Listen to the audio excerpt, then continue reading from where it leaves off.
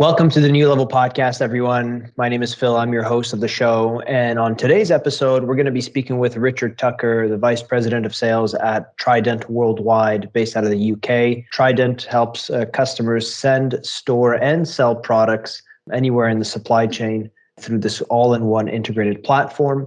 So Richard brings about 20 years of experience and wealth and knowledge working in all kinds of different sectors, including retail, e-commerce, third-party logistics.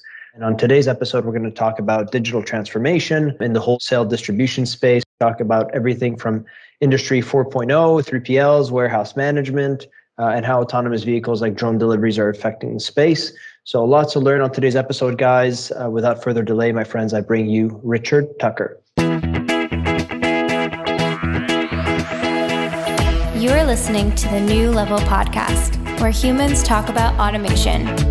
We bring you industry experts and share new ideas that help elevate your business.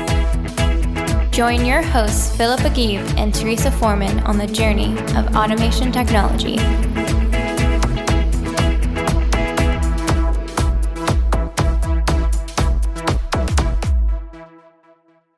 So first of all, Richard, thank you for taking the time to come on to the New Level Podcast. We'll be obviously talking here. My name is Phil Agib. I'm the sales director at Vantry. We have Teresa, who's a fantastic marketing consultant. And, you know, our goal today is to share some of the information and knowledge that you have with our audience about the distribution industry, warehousing, 3PL, and this stuff. So welcome. Thank you. So Richard, as Phil said, we're so excited to have you here. Thank you for taking the time to join us. One of the things we're really curious about is this, notion of Industry 4.0 with the Internet of Things, enhanced automation, connectivity, really driving that change. Things like autonomous vehicles, et cetera. What are some of the most interesting innovations you've been seeing implemented in the industry, the distribution industry? And can you then share your thoughts on how you think this is going to either positively or negatively affect, humans globally? I mean, I think automation is an interesting subject, and I think the whole sort of vehicles moving on their own, and it's a very exciting but scary world of seeing those sort of things. The whole idea of the humans being taken over within supply chain, and I think I've been to many sites where they've got picking by vehicles that are doing that without people, which I think is great. But I know the negative side of that. And obviously, if you get a breakdown, it's a bit of a disaster. And high volume picking that's automated. And I think it's amazing to see. And I know that helps with volume picking. I live near a city where they've got these, what I can only describe as little microwave oven things on four wheels that move around on their own, delivering pizzas, basically, which again, I think are quite interesting as sort of, vehicles for delivery.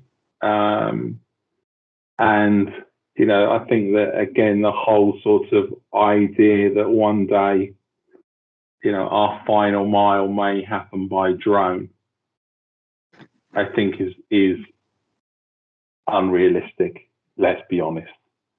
I get the idea of drones. I do. I just don't think consumers are going to accept drones, in all honesty. I mean, I get it for the whole, the point of, flying, rescue equipment up mountains. but I'm not sure that my daughter receiving her, $9 H&M T-shirt by a drone is cost effective. Yeah. And again, I'm not sure that, that's how they're going to deliver my 50-inch TV. I just don't think that they are the right things to happen. And I'm not sure how a drone would actually interact with my house either. I don't see the whole sort of final mile interaction with a house. Certainly in suburbia, but even if you lived in a block of apartments or flats, I'm not sure quite how it works. We've just been talking about volumes of orders. I can't imagine how these buzzing bees of drones would leave Amazon at 1,000 at a time type of thing. It would just be chaos, I would think. But I think the advancements for automation and technology in all realistically is around data, and a lot more control around data, and about the reductions of barriers of data, and integration of data, and the control of data, and better optimization of data, and really making sure that ultimately data is king. So it's taking control of data and doing better things with data, and even collaboration of data. We're all getting our deliveries, and we're getting multiple deliveries. So even if they were able to consolidate data across multiple carriers, for example, and work together for multiple orders and those sorts of things, is going to be cost saving across the industry and things like that sort of thing for collaboration. I think what we've seen in the last 6-8 months, within COVID's a very good example. It's around the fluctuation demands of different companies handling their operations, and I think different bits of automation, and their logistics, and the challenges that a lot of businesses have faced recently. I think what's happened there, I think bits of automation, and I think the whole sort of impact of where businesses may or may not have been agile enough to be flexible in the demands on their business, I think is another area that I think has been quite interesting from innovation as well. Yeah, I couldn't agree with you more, Richard. I mean, there are so many brands during the last 8 months. I mean, COVID is really just reflective of a business's need to be able to be agile, right, and pivot on the spot. Because, I mean, while this is a big black swan event that nobody saw coming, it won't be the last one, right? Something's going to happen. And you look at some like alcohol, distilleries who pivoted immediately and started making hand sanitizer. And you mentioned earlier H&M, who pivoted immediately and started making masks. There's a Canadian manufacturer who pivoted and started making, overnight, literally got invested in a very expensive machine from overseas to be able to start creating PPE when Canada was in such shortage. And those are it's that mentality, like forget the goods and services. It's just that mentality, right, that helps businesses stay relevant. So that's a great segue into the next question. So because competition is so high and so many wholesale distributors are trying to provide either, what are those value added services that they can offer on top of their goods and services to just be really competitive and offer competitive rates. Which companies would you say are setting themselves apart, and how are the improvements they're making affecting the customer experience? Yeah, I mean, I think what you just mentioned there, I think you're absolutely right. I mean, I had to think about this question. It's about adding that value. And again, I think, lots of things today have to be customer focused. I think you have to work from the customer backwards. And one of the examples that I highlighted is AO. The white goods supplier. AO, have highlighted themselves. They're online as a white goods supplier. Electronics, everything from fridges to washing machines to televisions to everything like that. So they are competing in the high street and online with everything that you've got from a white goods electronics. But that's great. So I want to replace the washing machine that's broken. Okay, well that's a real pain. It's a big item. It's a heavy item, and my skill set on plumbing in a washing machine is zero. What do I do with a washing machine that's broken? It's broken. It's a pain. It doesn't work. We've got washing that needs doing, and it's a big challenge. So they've got the solution that can get me a delivery and get me delivery slots that fit. So I've got a 2-hour window that I can book to get that delivery to me. Well, that's fantastic. So again, tick for the consumer. And now we've got value added to go on top of that. Do you want it? Do you want us to deliver it, take the packaging away? Do you want us to deliver it and take your old one away? Do you want us to deliver it and to fit it? So all the time it's ticking those additional customer boxes. And it's the same for television. Do you want us to install it? Do you want us to put it on the wall? And it's about that customer experience all the time. Do you want us to put it in the room of choice and all of those sorts of things? And I think that's where the competition is coming when it looks to different people. It's not just a standard high street journey that says, great, buy this from us, we can have it delivered, thanks very much, leave you to it. It's taking it that step further. So it's not looking at me being young and dynamic and saying, well, I'm sure you can fit that yourself. It could be looking at my 74-year-old parents and going, well, they're probably unlikely to be able to put that washing machine in, and being able to, give them the support that they probably need. It's looking at, the realistic world and saying, well, they're not going to be able to get an old washing machine in the boot of their car and take it to the recycling centre. It's giving everybody the option to say, let us do this for you and let us give you the peace of mind, and actually, in addition to that, for £7.50 a month, we'll give you a service warranty on it that says if anything goes wrong, all your parts are covered as well. So it's just giving you everything that says we're going to look after you, Mr. Customer, and those sorts of things are absolutely phenomenal. It's just a washing machine. Yeah, I agree, but what a great service. There's a colleague of mine that has an expression that I love, Richard, and it's the best user experience is one where the user doesn't realize they're having one.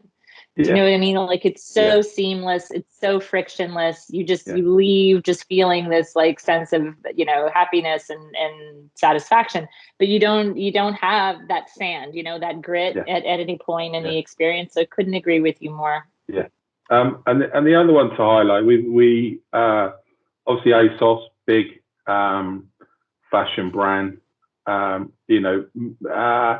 mid-tier, affordable fashion, across the sort of, 15 to 25-year-olds, brand, ASOS brand owned, but also across all of the name brands as well. Good price point, and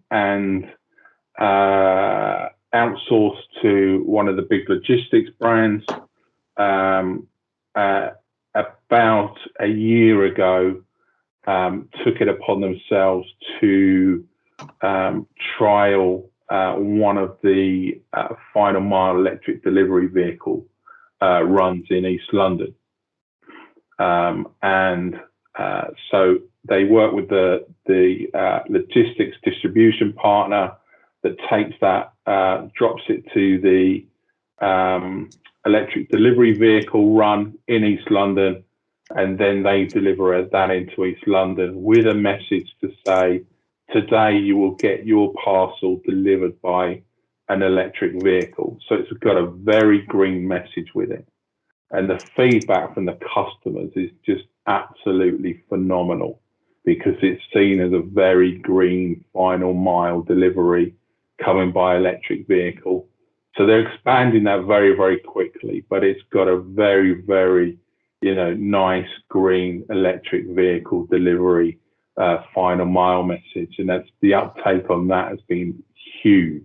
Yeah, no, 100%, Richard. I think that, like you said, there's the customer experience, of course, and then there's everything that happens in the background, right? So, one of the questions that I had was everything that had to do with the background. We work with a lot of customers who are selling these products to consumers, and we always try to help them understand how they can enhance that customer experience. How can we make that process more frictionless for the consumer? But with your experience, I think maybe you could share some insights on how warehouse management is such a crucial part of that process. Making mistakes in the warehouse can be very costly, and customers come to us all the time with challenges such as inventory control, consolidating warehouse networks, and obviously managing precious space. And these are some of the challenges that they're facing. So maybe you can help us understand, what are the most important metrics to look at to keep up with today's demand? And number two, what are the three sort of biggest mistakes warehouse managers are making, and what they can do to avoid them? I mean, I think lack of inventory accuracy, and I think what I mean by that is, and it's quite interestingly, even we as a business at the moment are looking at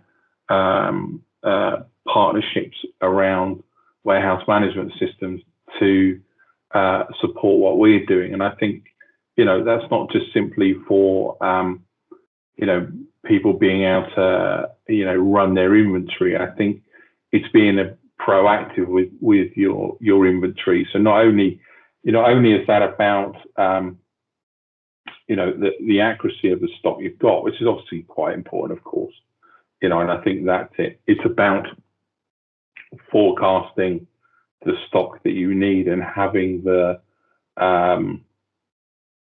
checks in place to make sure that you've got the minimums, the minimum red flags in place to say, okay, when that gets to 10, I need to order more. When that one gets to 20, I need to order more, and having those checks in place so you're never running out.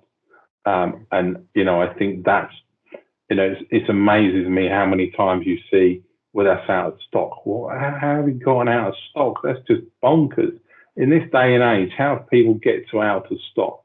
If you know the run rate of a piece of, of a SKU of a product, if you're selling 30 a week, and it takes you a month to order something, well, you must have a minimum of of 120. When it gets to a minimum of 120, you need to have it flag you to say you need to order some more.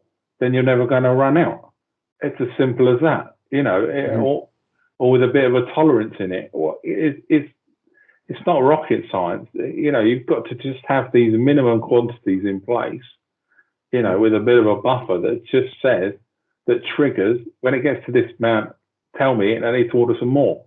And I think with many things, it's just having this proactive element, and reporting's the same, but anyway, inventory accuracy and the proactiveness within that, that WMS inventory control, it's making sure you're maximizing the space you've got, utilizing the space you've got. You're not holding on to rubbish. So many warehouses have just got stuff that is just full of things that are not moving, which is just pointless. Get it sold, get it moved forward. Just keep stuff, flowing through at the right space, and making sure you're just maximizing the layout of your warehouse. Stop people walking backwards and forwards. Maximize consolidated picks, wave picks, maximizing the right things that people aren't just going backwards and forwards and round and round. Try and analyze the picking walks and runs that you're doing, so that you're absolutely maximizing the time that people are doing. And I think that's quite a simple, looking at your fastest movers being closer to where you're picking a pack in, and your slower movers being at the back and out of the way. Simple things, but a lot of warehouses don't do that. And I think, the other thing is, just keeping on top of technology. A lot of people are still very paper-based. I remember doing my first bit of consultancy, and it was packs of paper, just giving out to people, going off and doing picks with packs of paper, but it's, technology doesn't have to be that expensive, but it saves so much time and so much effort. And I think that's because some people are a little bit scared of innovation, a little bit scared of technology. But I think, the whole sort of time and effort that can be done with simple sort of, mobile scanning and even mobile printing and label printing and, a simple delivery management system just can save costs and return on investment as it is just in time and effort itself. So I think, just don't ignore some of the simple innovations. So I think they're the three key mistakes to avoid, really. I used to work at a food importer and distributor, and I almost saw myself and burst out laughing when you said they'd walk around with these pallets of paper, into the warehouse so they could do all the picking. I mean, I think back now at the amount of trees must have been sacrificed to do that picking, and it's No, I totally agree with you guys, and I think that technology has evolved so much nowadays that it is it's bad to ignore it. It's bad for business to ignore technology. They have all these tools that are being used by these successful companies. If you speak to some of these warehouse managers, these are now requirements. Understanding what your inventory turnover is, that's a requirement. Obviously, space utilization. What are the, like you said, what are the faster moving products? What are the slower moving products? And being able to optimize the warehouse space and where you're positioning these products based on that. And without technology, you're not going to know this, especially if you're servicing thousands of people and you're trying to expand the business internationally. So I definitely agree with those 3 points. Everything from, accuracy, space utilization, and just not ignoring technology. Us at Vantry, we help customers automate that process, right? So that there's very little manual intervention. And so you're able to really pass through the cycle a lot quicker than if you were to do anything manually. So really good points you bring up there, Richard. And I think a lot of people can benefit from that. So moving on, I think the way that the industry has been impacted, obviously COVID has accelerated a lot of this, but over the last 5 years or so, we've seen a huge increase in e-commerce orders, right? So everything from drop shipping to, making that gap between the supplier and the consumer a lot smaller, with these companies just listing their product directly on platforms like their own personalized websites, but also platforms like, Amazon and, maybe one day, your platform at Trident. So maybe you can talk to us about, how you think consumers are going to to shift with this? And like, do you think that consumers will resume old habits once, COVID is over, or do you think that the rise in e-commerce is really here to stay? Well, I think it's an interest. It's interesting. I think the last, where we were with the rise of e-commerce has continued, will continue. I mean, the high street, in my mind, was nothing more than a big three-dimensional shopping catalogue. If you were looking for a new television, you went to the high street to make sure you were looking for the right size, the right sort of television, and defining what you were looking for, and probably then came home and looked online to find the best price. And so therefore, all you were doing was using the high street as a three-dimensional catalogue, just to make sure you physically saw what you wanted. But your price comparison came when you were back at home. You were online shopping then. So potentially your purchase actually happened back online. So, the e-commerce rise is dramatic, and it's so easy because we're doing it on our mobile, we're doing it on our tablets, we're doing it on our mobile phones, and my 17-year-old daughter knows nothing different, and her impatientness of, well, I've just placed something, when do you think we'll get a delivery? I often have to say to her, can I tell you what happened when I was 17? We had a catalogue. Mum had a catalogue. You had to fill in a form, send it off in the post, and it said you'll get your order within 21 days. And you think, wow, that, you think how things have moved on.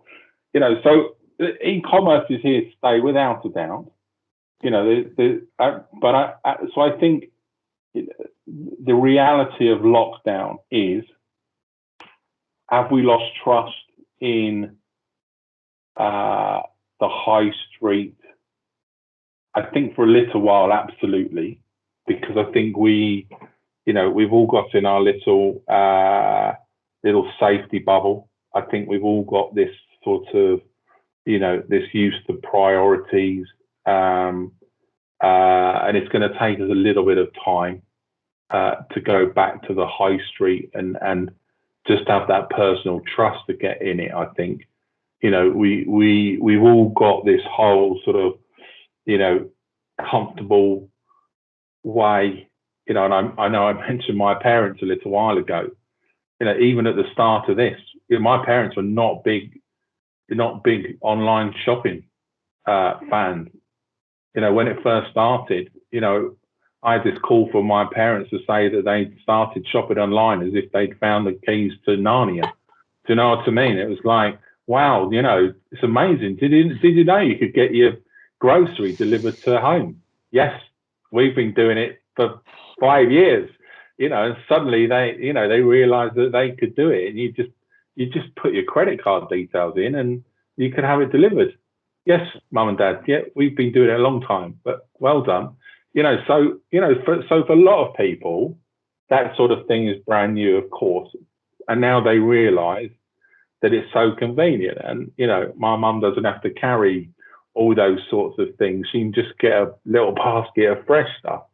So for lots of people, there's going to be positive change like that, isn't there? They're not going to go back to going, blimey, I don't have to do the weekly shopping by, in the car. I can just pick up a basket of fresh things. So for convenience, those sorts of things have changed. And actually, I wasn't a big fan of Amazon, but probably I am now. And, I didn't use, I used to go to Next on the high street or whatever, but actually now it's just as easy to order it online, isn't it? And so I think there will be those people that have found the online stores that they like and probably will stick to.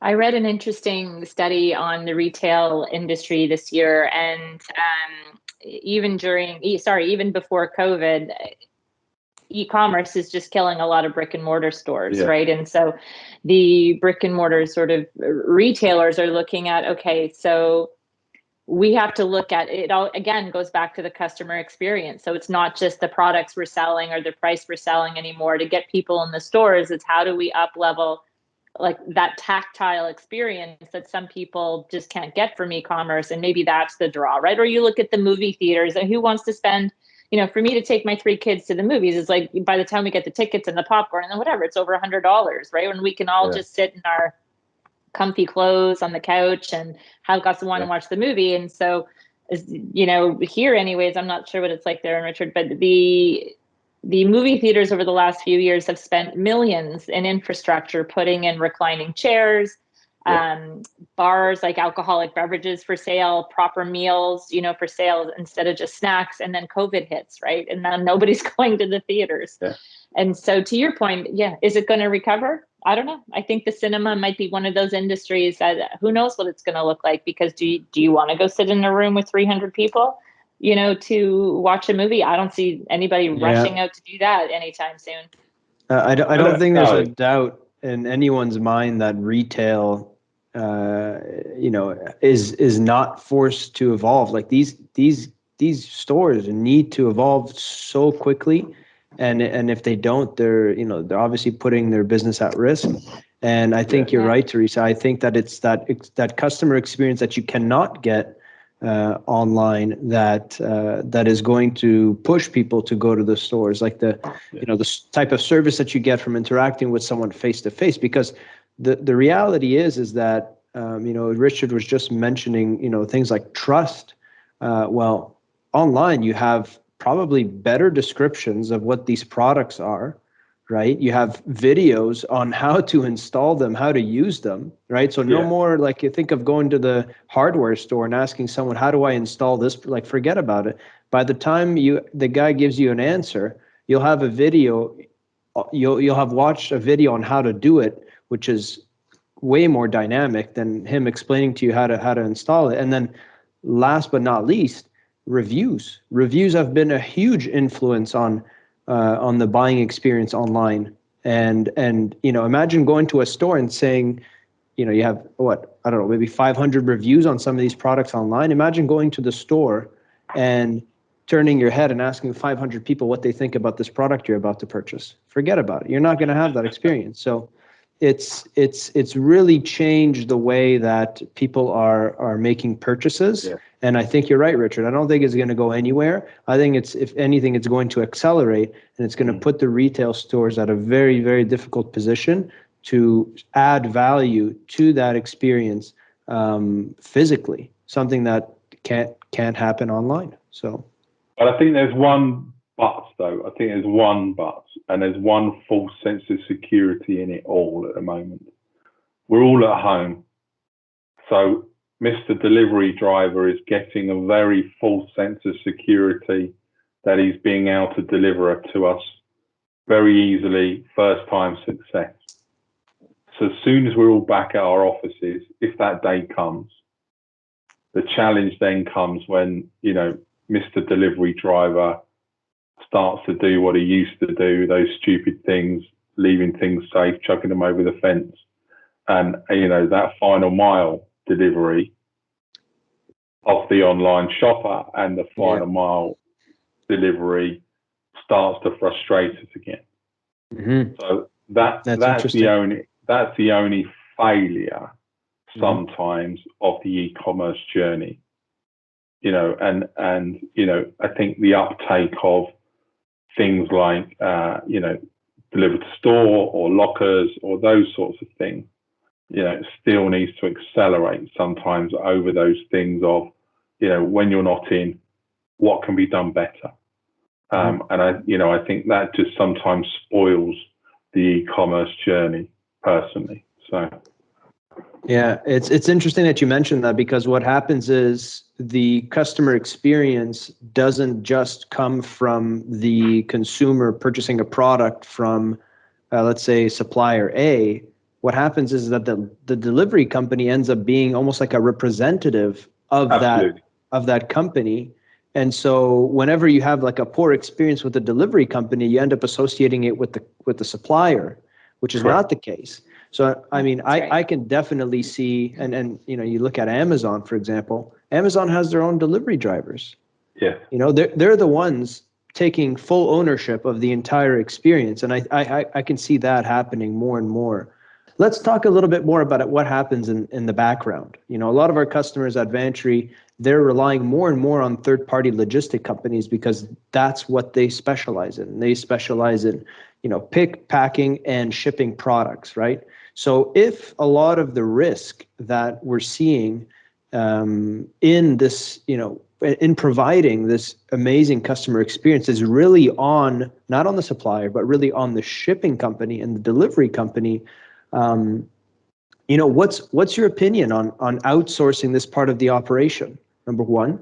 And number two, what are things to consider for a supplier to take the leap to rely on a third-party logistics company? Yeah, I mean, I think it's very interesting, and having worked for both fulfillment, pick, pack, and ship companies and 3PL, so bigger companies, I think more businesses today are looking at, certainly if you're a retailer, are looking at the support of outsourcing for survival, because I think there's more reliance on those guys supporting you for many reasons, helping you with the responsibility, and actually you being able to concentrate on what you do as a retailer. You're a retailer ultimately. You're buying product, you're selling product. Are you actually a picker and a packer and a shipper of goods and managing your distribution at the same time? And I think certain businesses in the UK that have gone to the wall over the years have done that because actually they've tried to do everything. And I think the ones that have been successful have actually gone into a true partnership with their outsourced provider and said, listen, let's go on a journey together. Not you being a supplier, but you being a partner. We outsource together and actually go on this together, and probably have helped to survive through certainly COVID, and probably helped to be survived through peaks, Christmas peaks, seasonal peaks, because they've got the partners that have managed, multiple retailers and clients through peaks, because that's what they do. They're a 3PL that manages businesses through peaks. These guys are retailers. We'll do logistics. It's simple. Logistics companies aren't retailers, vice versa. So, and I think that's the key thing about it. I think ultimately the likes of 3PLs are doing this for multiple clients. So multiple clients brings you a share of something. It brings you a share of carrier rates. It brings you a share of technology. It brings you a share of space, sheds, being able to, grow internationally. It brings you a share of many sorts of resources, not just one dedicated that's linked to you being a retailer, for example. So ultimately, you're likely to get better cost reduction than you would do just being you on your own as a Mr. Retailer.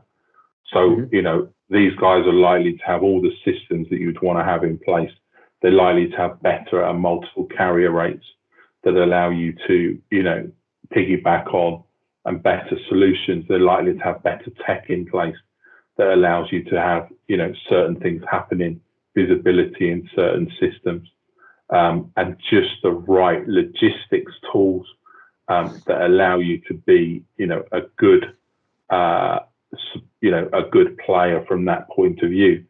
And ultimately, what does that lead to? Well, that leads to the customer experience. That's what you want to be leading to. Let's take a quick break and hear from today's sponsor.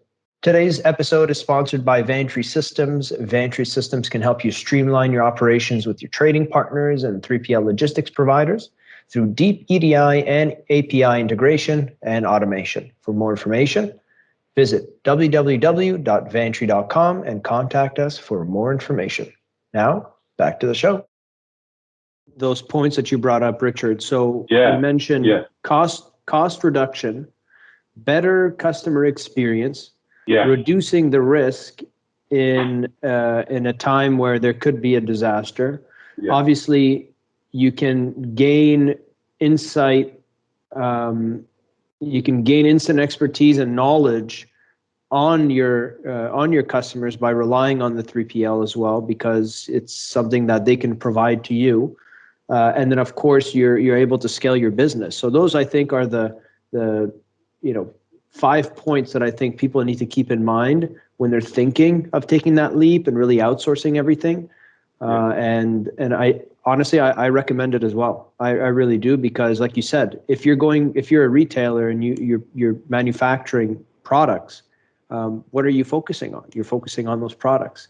And I think it's definitely a place and a space that I think is going to be expanding in the near future, this 3PL business and fulfilling orders for companies. So obviously, COVID has disrupted the supply chain completely, exposing existing weaknesses and obviously the need for greater resiliency, which we've been talking about. So in your opinion, Richard, how will these weaknesses be resolved and improved next year or in the coming years? What's your opinion on that? I think looking across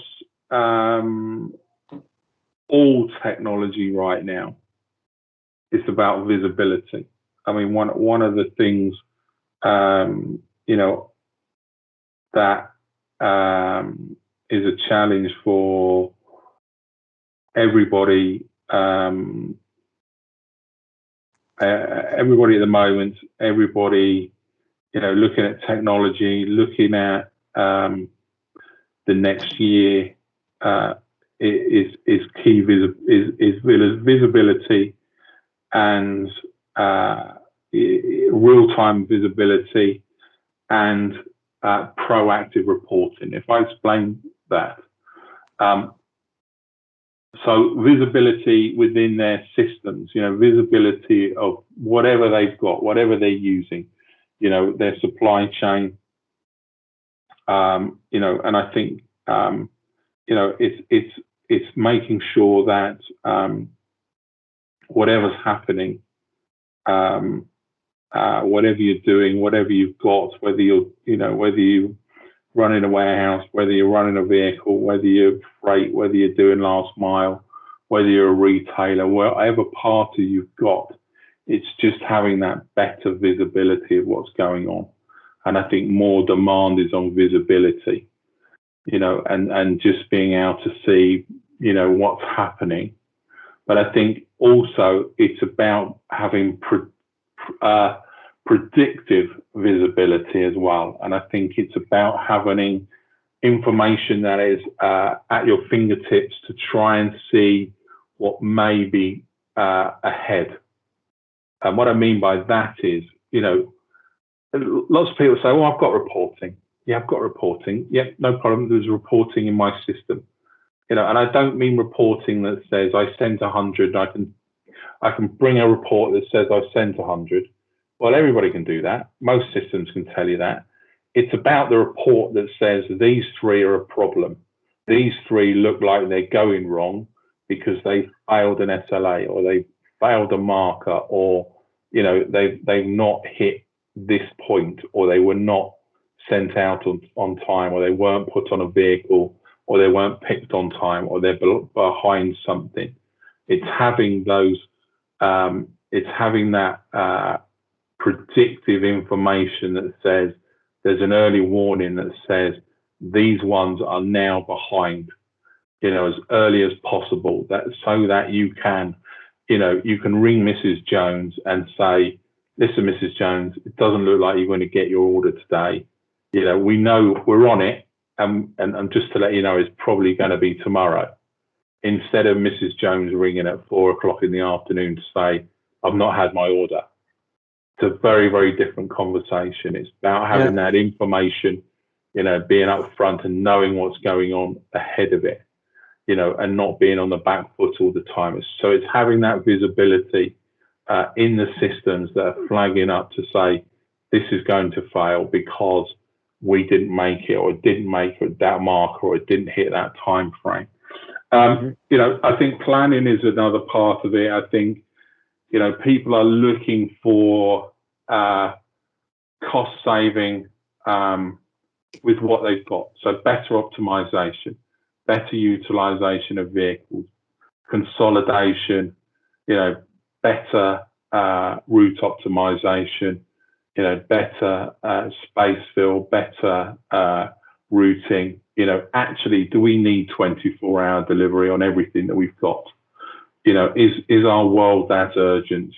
Could we slow certain things down? Could we actually, do free on, certain things and slow the world down slightly and consolidate orders and get better deliveries if they were delivered in 72 hours instead of 48 hours. And just look at better consolidation, better planning, better routing of things. Actually, could there be a time that you actually see two delivery companies working together and you actually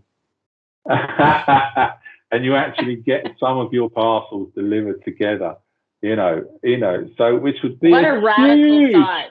Which would be a huge cost saving. My God, imagine the cost saving, and things like that, but the cost saving that would come from that would be phenomenal, especially in a city, when you've got all these vans and trucks going in and doing 6 parcels here, 5 parcels here, and then 2 minutes later, the next brand comes in and does 6 parcels here and 5 parcels here. Imagine if they just consolidated at one outer RDC on the edge of a town and said, why doesn't just one of us do it? We could save a fortune, couldn't we? And you go, oh no, that's not on brand, So, but anyway, one day, who knows? It's that final mile element. I think, one day someone's going to say, do you know what? I've had enough of all these vans coming in. And if you can't do it yourself, I'm going to do it. And it'll be electric vehicle only. And you can all off, and it will just be, you deliver to this place and we do it. It will be the town only electric vehicle company, and you only deliver to outer city, and none of you are allowed in the city, and you deliver to outer city only, and we do the final mile. It will come one day, and your village will be the same, and your little town will be the same, and you will just, like you used to get milk, you'll just get one delivery a day of all your parcels, which would be lovely, wouldn't it? So I think that will come. I think they're the main things. I think the other element is I think there's a bit about reviewing. I think the negative element as well is, the sort of post-review, the post-game review as well. That whole sort of, looking at because it's moving so quickly. I think it's almost, reviewing what's happened. How can we do better? If you've got the right agile systems in place, how can you tweak the dials on a daily basis, weekly basis, just to make sure you're able to fine tune things and really maximize what you've got going on. So you're getting the best out of the play, really.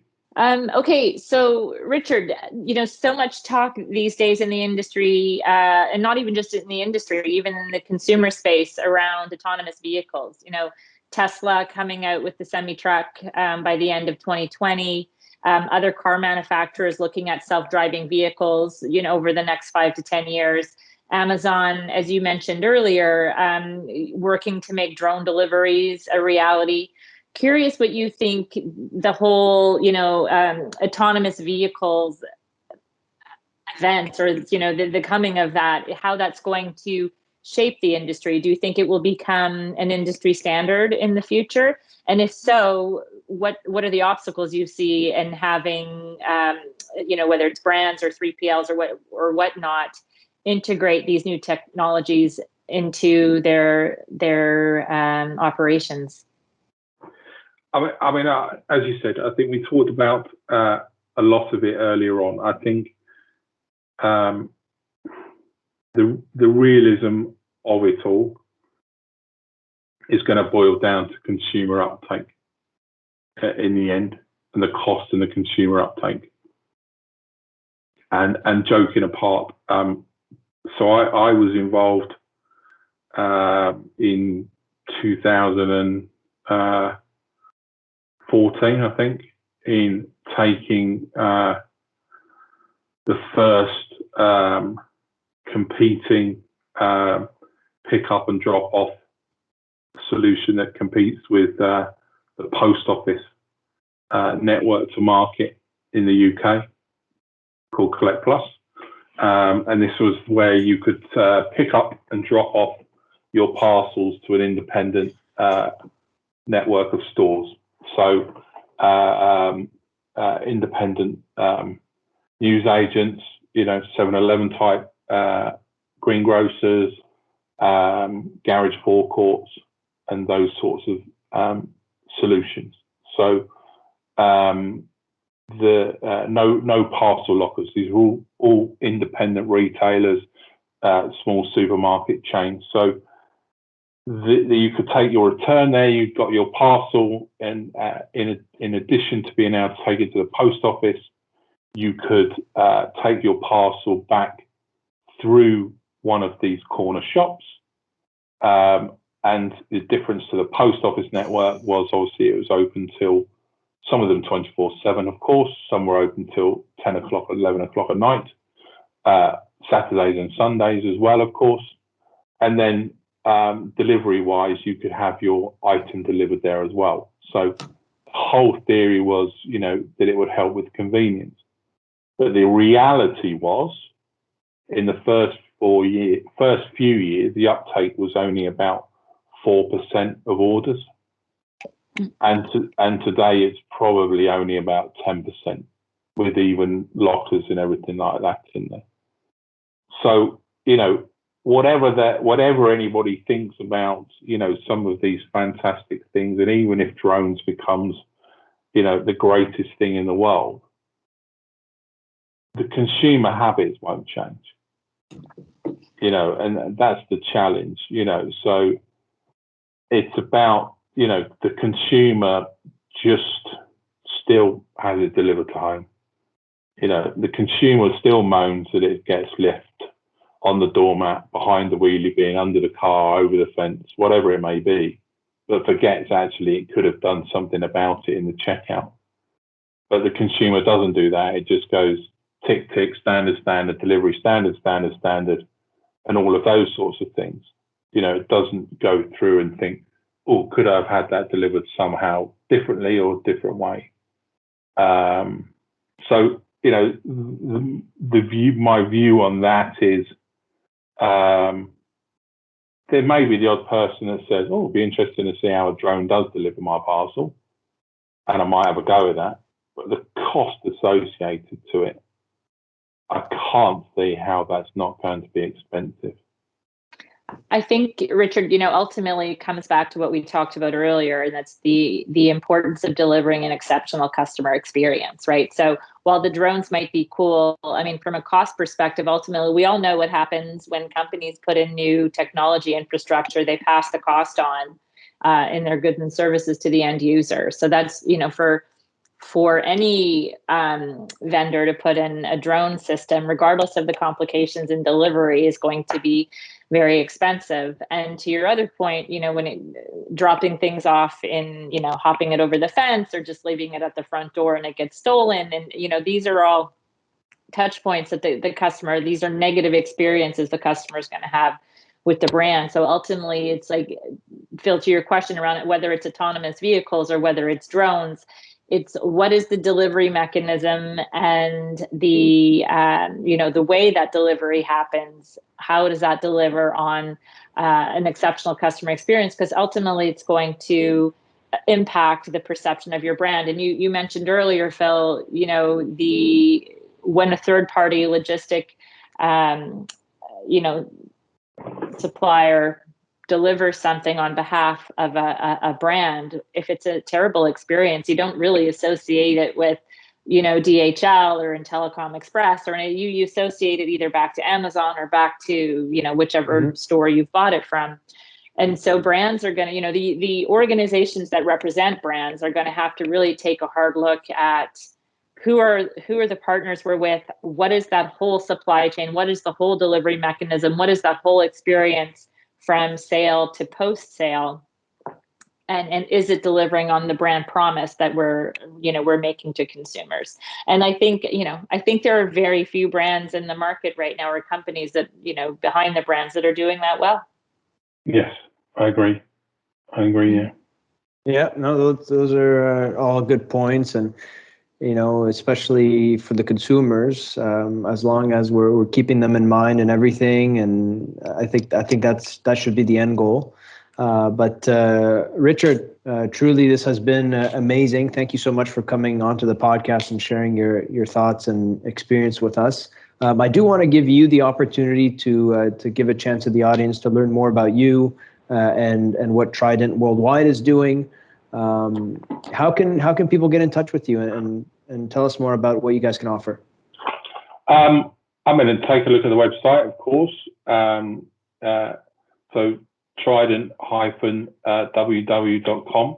And obviously, you'll see the team on there, and you'll see my beautiful face on there as well. So, and connect with me on there. You'll see the three key elements to our business on there, which we refer to as the three pillars, which are send, store, and sell.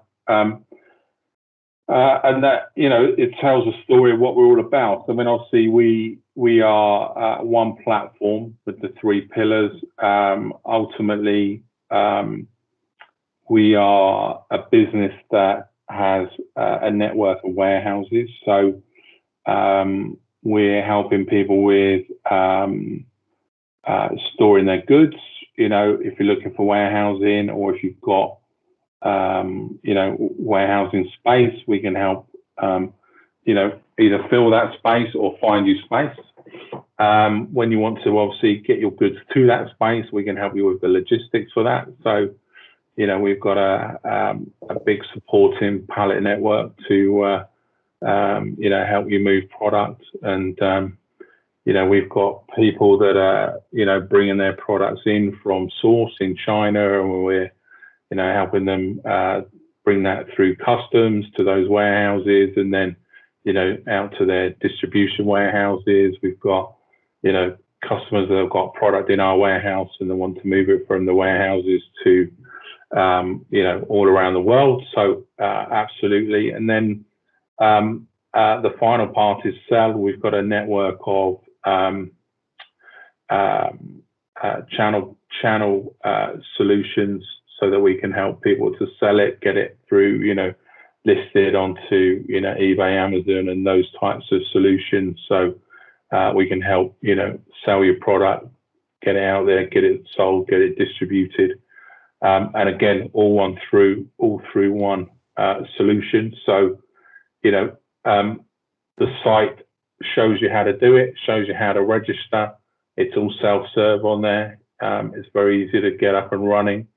Get your business online to us, and we can help you build from there. Really cool. Perfect. Well, yeah, thank you again for your time today, Richard. And it was a pleasure speaking with you. And I think on behalf of Teresa and I, would love to have you back on Thank you. So, yeah, have yourself a good day, and we'll chat soon. Thank you. Thanks very much Richard. for being letting me come on. It's been great. All right, Take care. You are listening to the New Level Podcast, where humans talk about automation. We bring you industry experts and share new ideas that help elevate your business. Join your hosts, Philip Agib and Teresa Foreman, on the journey of automation technology.